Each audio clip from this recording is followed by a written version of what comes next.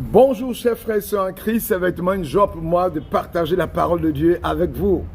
Voilà, ce matin, c'est avec beaucoup de joie et d'empressement que je prends la parole pour partager la parole de Dieu avec vous ce matin.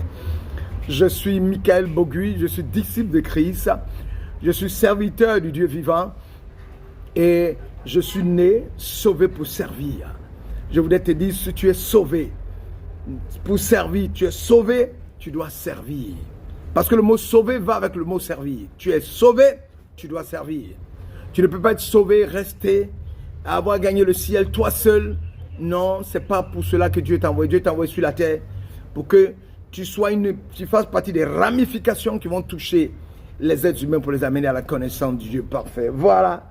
Et ce matin, je suis là pour partager la parole de Dieu avec toi.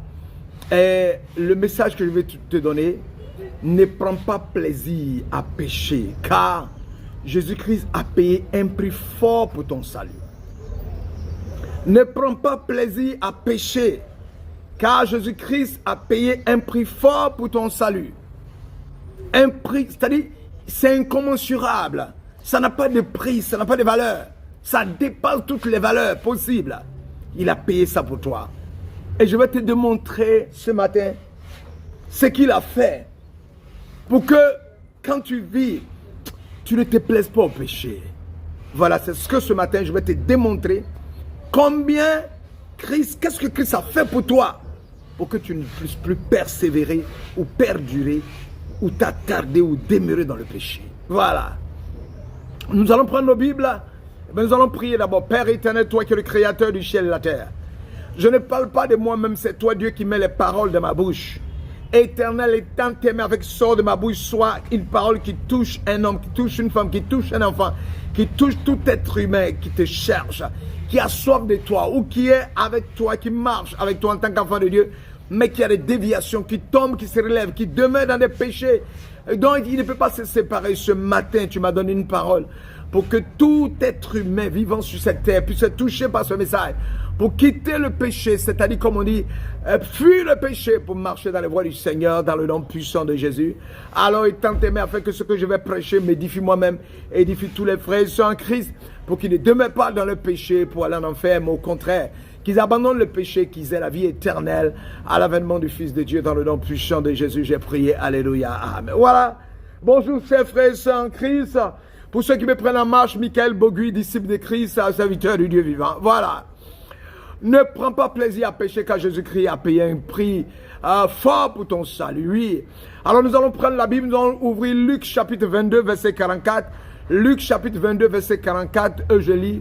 En proie à l'angoisse, il priait plus instamment et sa sueur devint comme des grumeaux de sang qui tombaient à terre. En proie à l'angoisse, il priait plus instamment et sa sueur devint comme des grumeaux de sang qui tombait à terre. Luc chapitre 22, verset 44. Tu vois, déjà, le postulat de la souffrance de Christ est posé. La sueur qui coule de lui est comme des grumeaux de sang. Mais avant de revenir à ça, je vais te dire que tout cela se passe où? Dans le jardin de Gethsemane.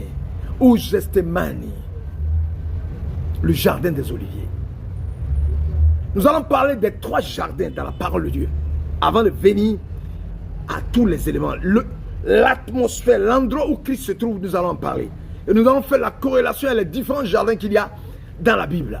Les 3 jardins dans la parole de Dieu sont des symboles de changement de cap ou de début d'une destinée.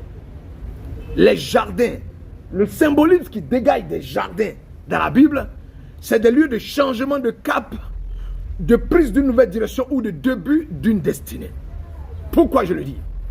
Les jardins d'angoisse, où le lieu où Jésus-Christ va prendre l'engagement d'aller porter sur lui à la croix tous les péchés de l'humanité.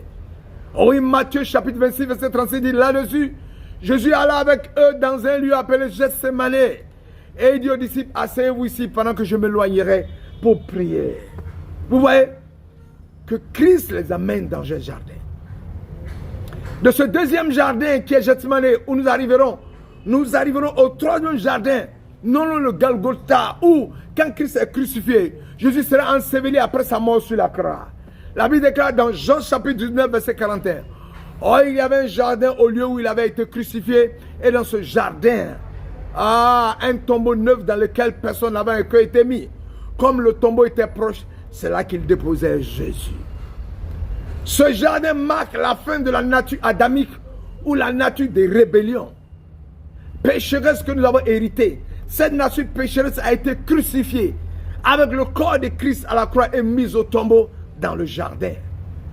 3 jours plus tard, ce jardin devient le jardin de la résurrection. Nous voyons le premier-né d'entre les morts se relever avec notre nouvelle nature pour aller nous préparer une place dans le ciel selon Apocalypse chapitre 2 verset 7. Que celui qui a des oreilles entende ce que l'Esprit dit aux églises. À celui qui vaincra, je donnerai à manger de l'arbre de vie qui est dans le paradis de Dieu. Cette nouvelle nature est celle que Jésus nous offre aujourd'hui. Contextualisé dans le contexte se déroule dans différents jardins. Le jardin d'Éden, le jardin des Oliviers, le jardin qui est près de Golgotha, lieu de notre délivrance. Mais qu'est-ce que Jésus a subi?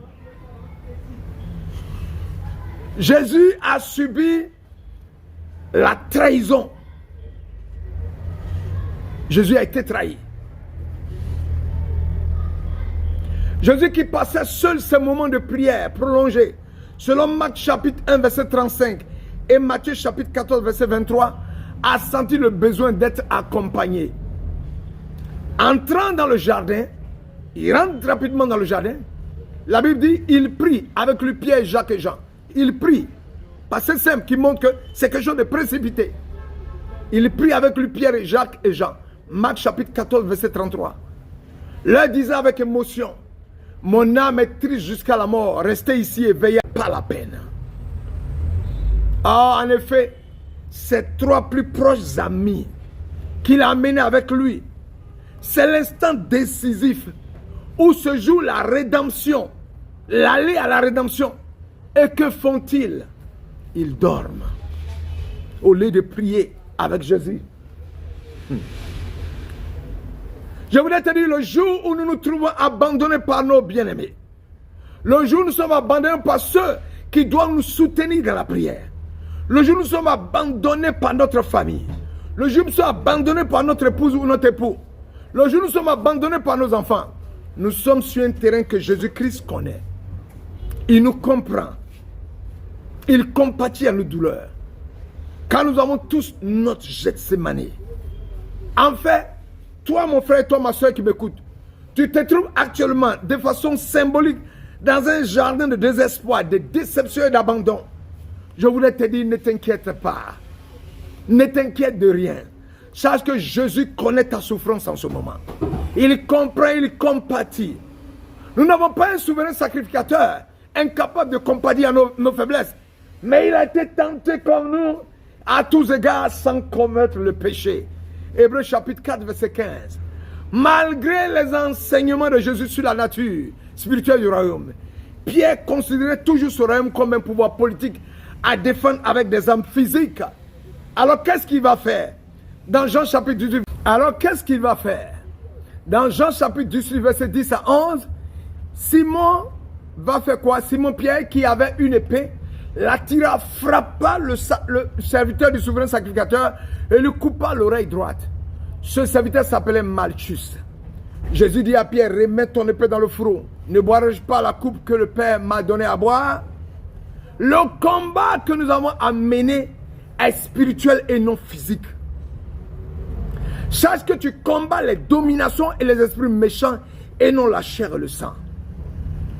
Tu as été déçu par ton épouse, tu as été déçu par ton époux, tu as été déçu par tes enfants, tu as eu des blocages dans la vie, tu as été maudit, les gens ont proféré des malheurs sur toi, tu as perdu ton emploi,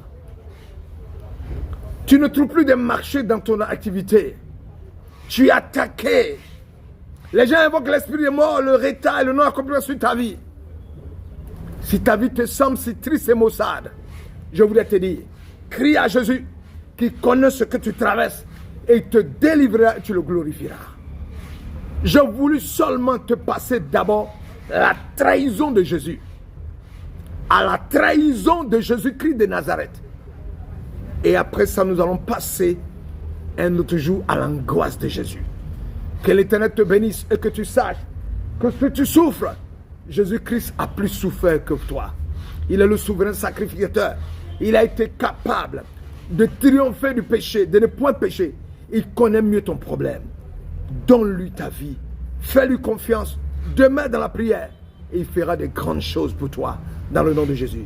Sois béni mon frère et ma soeur. Et à bientôt. Dans la grâce de Dieu. Alléluia. Amen.